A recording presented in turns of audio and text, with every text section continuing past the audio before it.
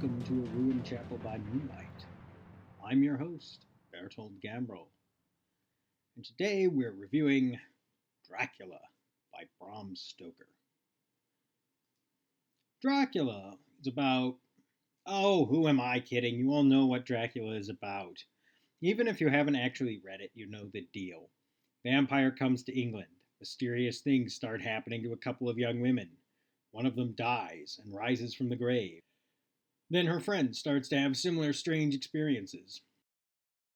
Eventually, her male friends, with the help of Dr. Van Helsing, realize she is being haunted by an undead monster.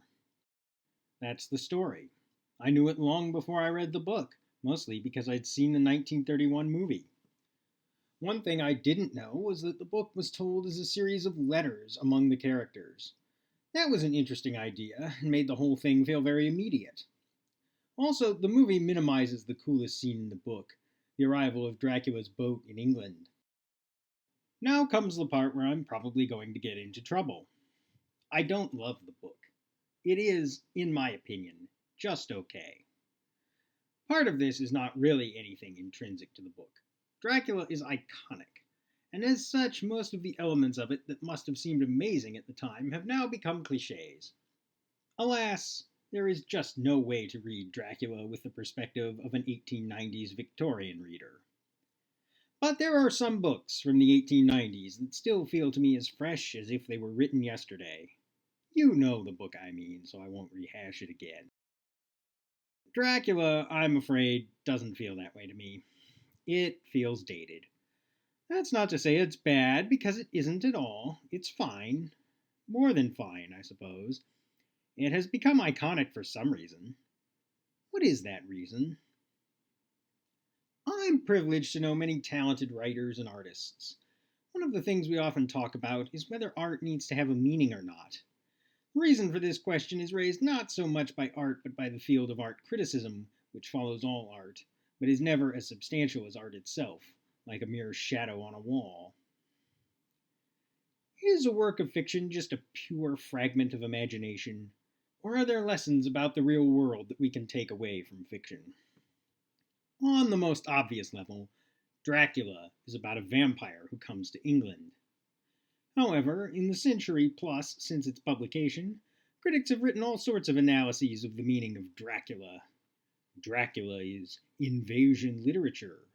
Dracula is about tradition versus modernity. Dracula is about Victorian sexual mores. Is any of this remotely true? Or is it all a bunch of academic navel-gazing? My feeling is, if you could ask Bram Stoker himself, he'd tell you Dracula was just a cool story about a vampire. But then, Bram Stoker was a Victorian, and so it is reasonable to suspect that, in the process of telling his cool vampire story, he included some elements of himself and the world he knew.